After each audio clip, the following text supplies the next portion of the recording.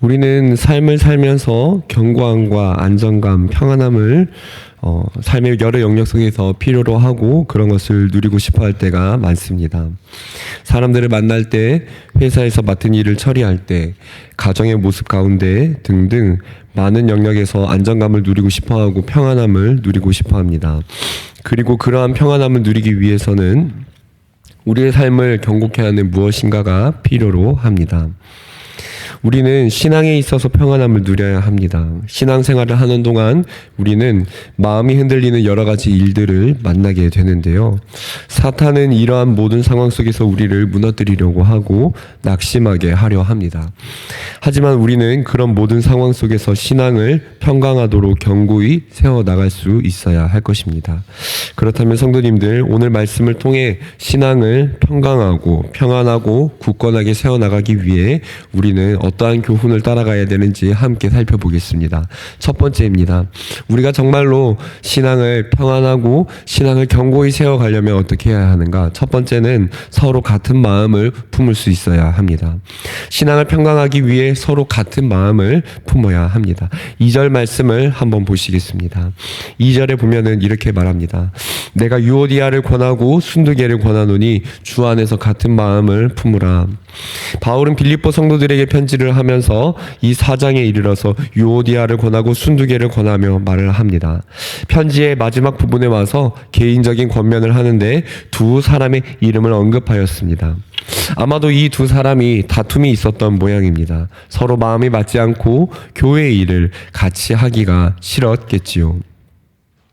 이 두 사람은 교회의 충성된 일꾼이었습니다. 신앙이 이제 신앙을 가진 신앙이 약한 사람이거나 믿음이 약한 사람이 아니고 충성된 일꾼으로 볼 수가 있습니다. 3절을 보면은 이 사람들을 가리켜 복음에 나와 함께 힘쓰던 저 여인들이라고 말을 합니다. 그렇습니다. 이 사람들은 교회에서 인정받는 일꾼이었습니다. 그러니까 주님 일이라면 교회 안에서 열심을 내었던 그런 사람들입니다.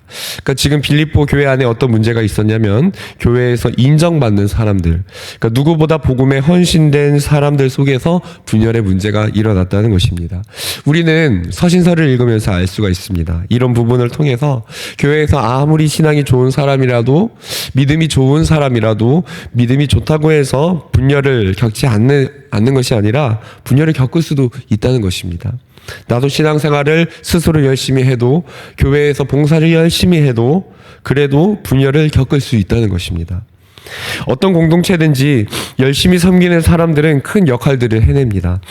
그런데 이 사람들끼리 분열이 일어나면은 서로 싸우게 되고 공동체가 큰 영향을 받게 됩니다. 즉, 교회 안에 그 분열이 영향을 받게 되고 교회 또한 분열이 될 수 있다는 것이지요.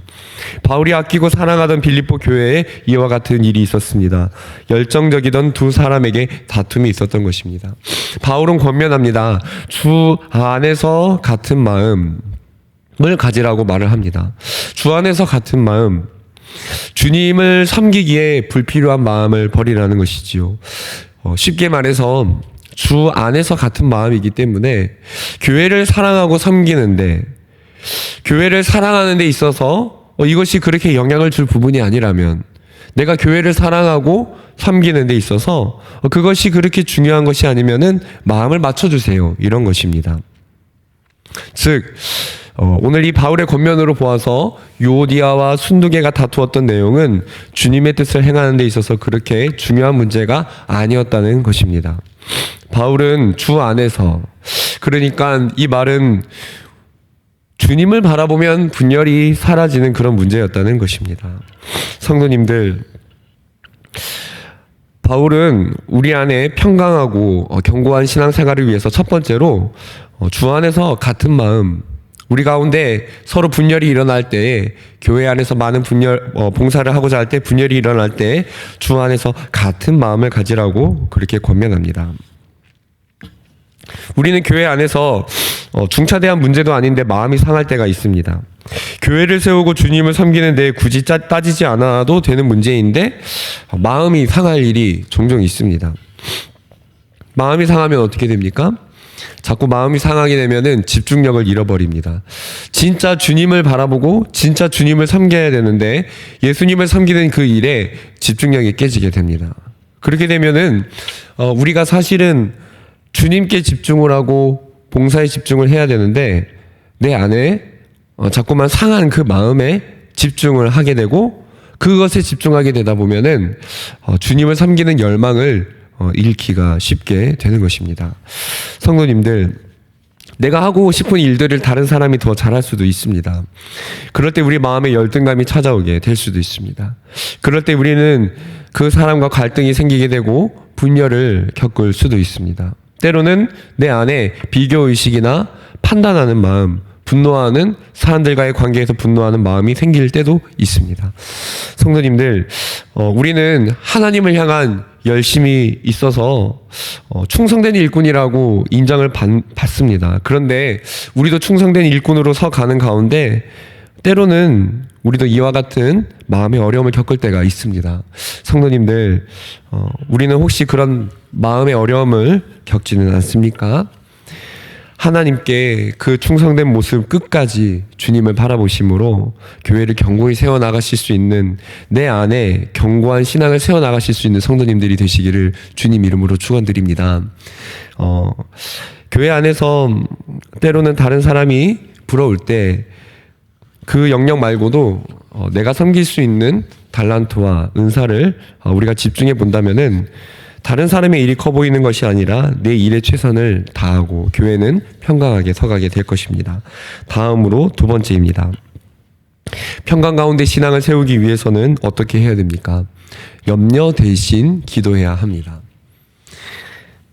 염려 대신에 기도하실 수 있기를 바랍니다. 6절 말씀을 한번 보시기 바랍니다. 6절을 우리 다 같이 한번 읽어볼까요? 6절을 읽어보겠습니다. 6절 시작.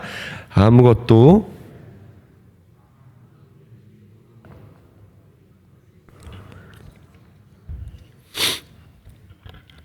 이 말은 빌립보 성도들 전체에게 주는 권면입니다. 바울은 개인적인 권면 다음에 전체에게 권면을 합니다. 교회를 위협하는 세력들이 있었기 때문입니다.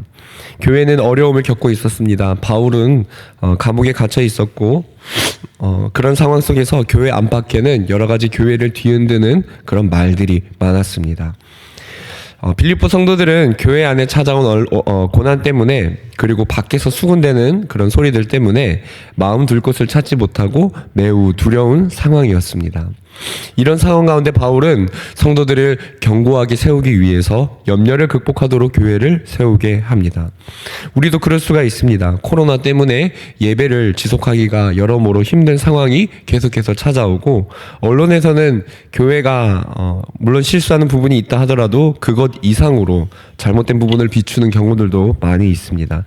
우리는 이럴 때일수록 바울의 권면을 잘 살펴보고 우리 안에도 그런 염려를 없애고 교회와 우리의 신앙이 평강하게 서갈 수 있도록 해야 할 것입니다.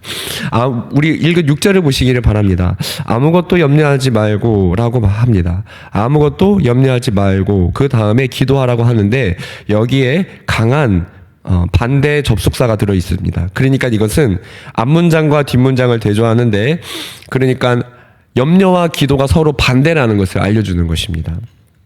그러니까 쉽게 말하자면은 염려할 시간에 염려 대신 기도를 하십시오라고 말을 하는 것입니다. 왜 염려 대신에 기도를 해야 합니까? 우리가 마음에 염려가 들 수 있지만 사실은 염려를 하게 되면은 그 염려가 상황을 바꾸는 데는 도움이 되지 않기 때문입니다. 우리가 1시간, 2시간 마음의 어려움을 가지고 염려를 하지만 우리가 가만히 앉아서 염려하는 그 시간에 상황이 변하지는 않습니다. 그러나 우리가 가만히 앉아서 염려가 찾아오게 될 때 그 염려를 바꾸어서 염려가 찾아올 때 주님이라고 바꿔보시기 바랍니다. 염려가 또 찾아오면 주님 한 번 더 불러보시기 바랍니다.